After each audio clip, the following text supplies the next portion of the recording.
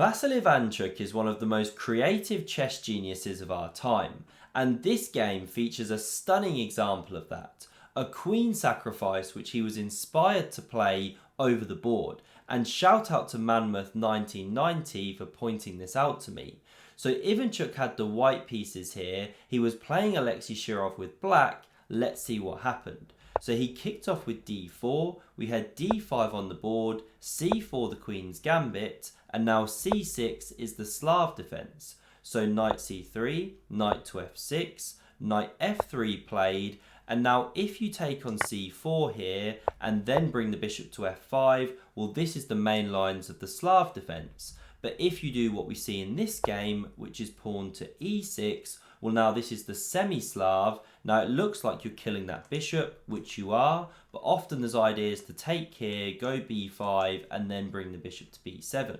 So bishop g5 was now played. Now this is the most razor-sharp way to play against this semi-Slav. You can go e3 there, leave the bishop at home on c1.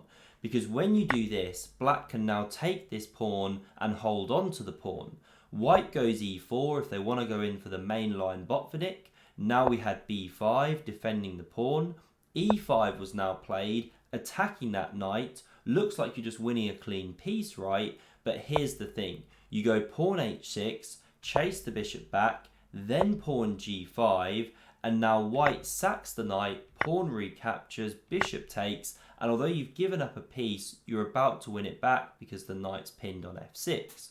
So the knight comes to d7, now we see takes on f6, bishop b7 develops, and now this is where you just really have to know your theory. These positions are so wild and crazy, these Botvinnik positions. So g3 was played here, but what happens after you go pawn to c5? Because clearly white wants to fianchetto the bishop there, but now you're slicing the diagonal, you can't bring the bishop. If you move the rook, you've lost your castling rights, not good, plus that pawn's attacked. Well, now white goes pawn to d5. This is the theoretical response. Now, it looks impossible because surely after b4, the knight has to move, then you're going to take this pawn. But here's the thing, white doesn't move the knight, they take the pawn on c4, and if black gobbles that knight, well, then we take here on e6. And actually the black king is just getting ripped to shreds. For example, you can't win the rook, or this is literally checkmate. And if you take this one, well, f7 check wins the queen, or you can go queen g4, just absolutely killing this king. So these are all the problems with trying to actually push b4 before you've taken care of king safety. So after pawn to d5, instead we see queen b6, a position reached many, many times. Now bishop g2, the king castled queenside, castle's kingside played, and now we see this pawn to b4 move kicking on. And it's all about initiative in this position, both players attacking on opposite flanks.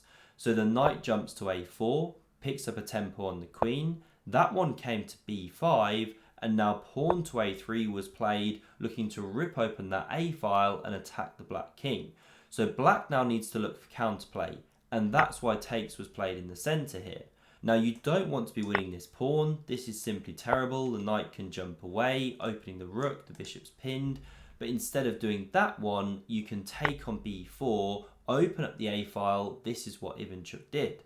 So the pawn recaptured, and now this bishop dropped back to e3, its job there is done on g5, and you don't mind if black wins this pawn, because then queen d4 comes, you hit here and you hit here, not good for the black king. So instead knight c5, again a theoretical position. Now you really have to chop off that knight, because that one's coming into d3, it's going to sink there, octopus knight, but Chucky doesn't do it straight away, which has been played a number of times. He first flicks in this check, and now the rook blocks the check. If you jump to this b file here, well, the problem is that the queen swings to d4. And if the knight takes here, well, now you're crashing through with check. Then you can pick up the piece. Again, white's just completely winning there.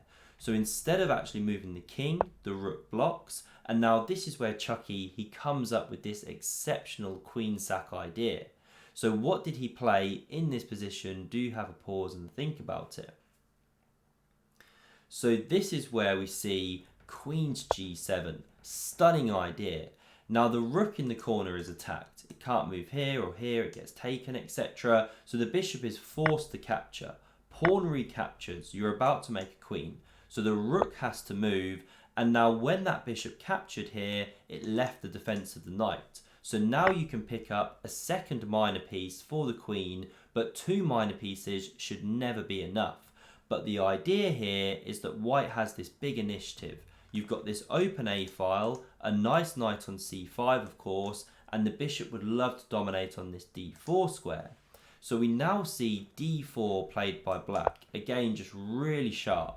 What would happen, by the way, if black simply tries to save the rook, which is playable, the computers don't mind this? Well, now the knight would take on b7, rook recaptures is the best option, and now the rook can come here, attack this pawn, rook defends, and then you can pick up this pawn. And that's a really key pawn to win to open the A file for the rooks.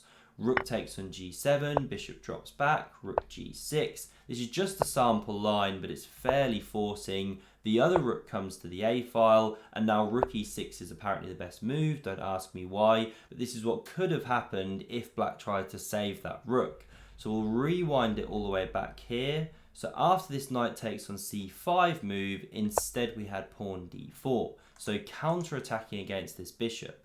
And now you've no good trying to win this knight on d7, or the bishop captures here. After king recaptures, well then you take this bishop. And this knight's actually trapped. If you try and save it here, well you can check and then pick it up on the next move. No good. So instead of capturing that rook on d7, we see takes here with check. Now the rook recaptured, knight takes here, and now this is a nice move by black. If you pick up this knight with the queen, or say you take with the king, well then the bishop takes on d4. This is the problem. But if you go queen b6, which is what was played, now you maintain the pawn and you threaten to take here, plus the knight is still kind of stranded. You can come to a5, yes, but then we take on e3. This is quite good for black.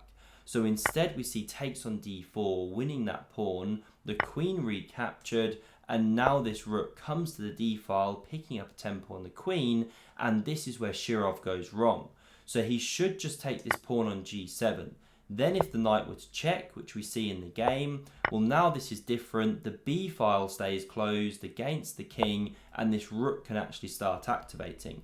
If we run it back here, after takes on b2, the problem is the opening of the b file. We had check, king b8, and the rook slid across. And once the queen goes, then this rook can start attacking the king, and black's now in trouble.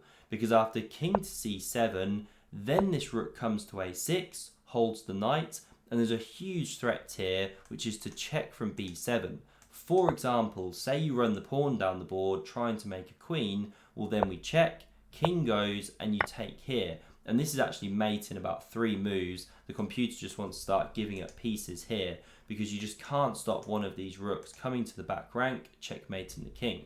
So you have to stop that rook b7 threat. That's why rook b8 was played, but only now does Chucky take here with check. Yes, this time he gives up the knight, but then the king leaves the defense of the rook, and he picks up this rook here.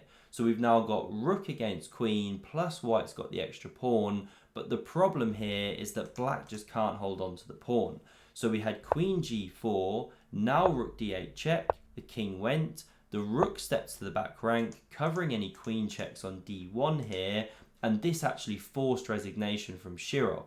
Why did he resign? Well, this pawn is simply going to drop. The rook's going to come here if given the chance. You can also check from behind if the queen ever moves. And even if the king and queen defend this pawn together, and the 2 rooks give themselves up for queen and pawn, well then the 3-on-1 pawn endgame would be completely lost. So this game's just over however way you slice it. I hope you enjoyed this one. If you want to see another stunning game from Chucky, then check out this video on screen.